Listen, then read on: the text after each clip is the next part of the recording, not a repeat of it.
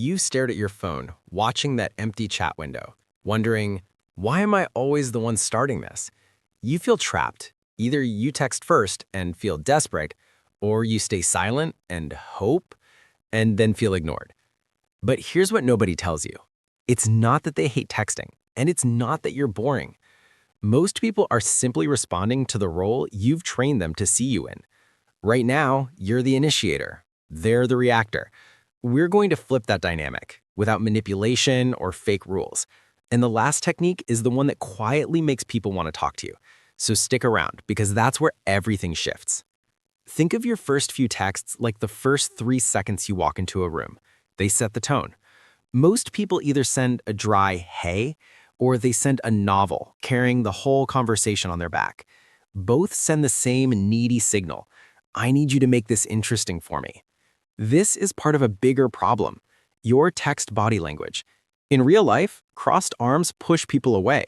In texting, your digital body language is probably screaming, replying instantly every time, sending double texts when they don't answer, overusing "ha ha ha, sorry," sending long paragraphs to their one-sentence replies.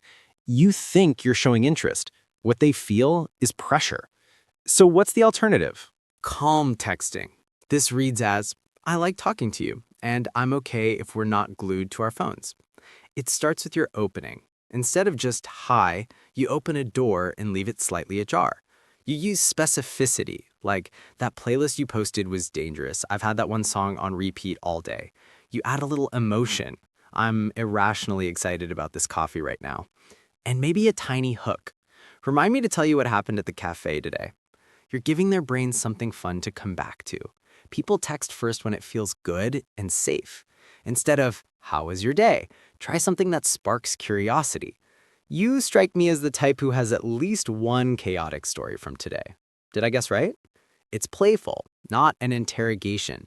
And when they do text you first, reward it with warmth, not over-the-top excitement. A simple, look who finally appeared, I approve, is a light tease with safe energy. Their nervous system learns texting you feels good, not heavy. But here's where most people lose it. They don't reply for a while. You stare at your phone, you spiral, and you send a follow-up. Lol, I'm VM. Or sorry if that was weird. Read this carefully. Their delayed response is not your cue to perform harder. Magnetic people let silence breathe. They live their life. When you don't panic text into that empty space, you send a powerful, subtle message. I enjoy talking to you, but my world does not collapse when you're quiet. That emotional independence is what makes them curious. And that brings us to the final, most important shift. Right now, their name on your phone is an event. Your name on their phone, just another ping. The real fix isn't chasing the behavior of them texting first. The real fix is becoming the kind of person whose messages feel like a reward. This means you're not always available, but when you are, you're present. You share pieces of a real life, friends, hobbies, opinions, not just, what are you up to? You don't use texting to demand emotional care. You're not playing hard to get. You're just not empty and waiting. When they associate your name with laughter, lightness, and zero drama over texting pace, their brain does what brains do with rewards. It seeks them out. It texts first. So forget the rules like wait 20 minutes. The truth is simpler. Stop using texting to prove your worth choosing. Start using it like someone who already knows they are. When you do that, you won't have to trick anyone into texting you first. They'll do it because, honestly, they can't not.